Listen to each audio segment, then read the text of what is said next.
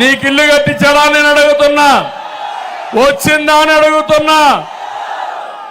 మీకు ఊర్లంతా కూడా కొత్త కొత్త ఊర్లే కడతా అన్నాడు, కట్టాడా? ఎంత ఇల్లది? అగ్గి పెట్టేంత, అంతేనా? పడుకోడానికి అవకాశం ఉందా ఇంట్లో? కాళ్ళు దాపుకొని పడుకుంటారా మీరు ఆ ఇంట్లో? కట్టుకున్నాక ఏమయ్యారు మీరు? ఇప్పుడు అప్పుల పాలైపోయారా లేదా? ఇల్లు పూర్తయినాయా మీకు? ఇల్లు పూర్తి కాల, అప్పుల పాలైపోయారు. అవునా కదా తల్లి? అందుకే హామీ ఇస్తున్నా, జగన్మోహన్ రెడ్డి కట్టుకున్నది ఆయనకు ప్యాలెస్, మా పేదవాళ్ళకు ఇల్లు కట్టించే బాధ్యత మేము తీసుకుంటామని మీ అందరికీ హామీ ఇస్తున్నా. ఆ రోజు నేను టిట్కో హౌస్లు కట్టాను. పేదవాళ్ళకి ఒక ఆస్తి సృష్టించాలని ఆ ఇండ్లు కట్టే పరిస్థితికి వచ్చారు. ఈరోజు మళ్ళీ హామీ ఇస్తున్నా, మీకు ఇచ్చిన ఇంటి జాగా నేను క్యాన్సిల్ చేయను. వీళ్ళు చెప్తున్నారు ఇంటి జాగా క్యాన్సిల్ చేస్తారని, చేయను.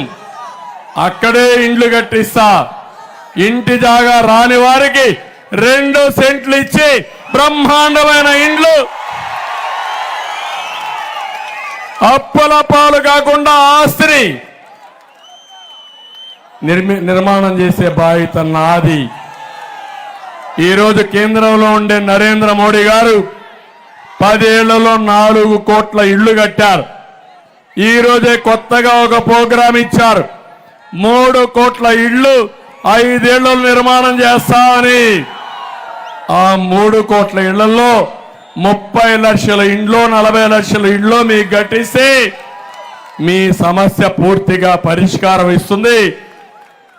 వారిచ్చే 1,50,000కి ఈరోజు ఈ ముఖ్యమంత్రి చేసింది ఒక్క పైసా మీకు ఇవ్వాల. కేంద్రం ఇచ్చే 1,50,000, నరేగాలో 30,000 ఇచ్చాడు. నేనున్నప్పుడు ఎస్సీలకు 1,50,000 అదనంగా 3 లక్షల రూపాయలు ఎస్టీలకి, 2.5 లక్షలు ఎస్సీలకి ఇచ్చిన పార్టీ తెలుగుదేశం పార్టీ. మళ్ళీ హామీ ఇస్తున్నాం, మీకు ఇల్లు కట్టిస్తా.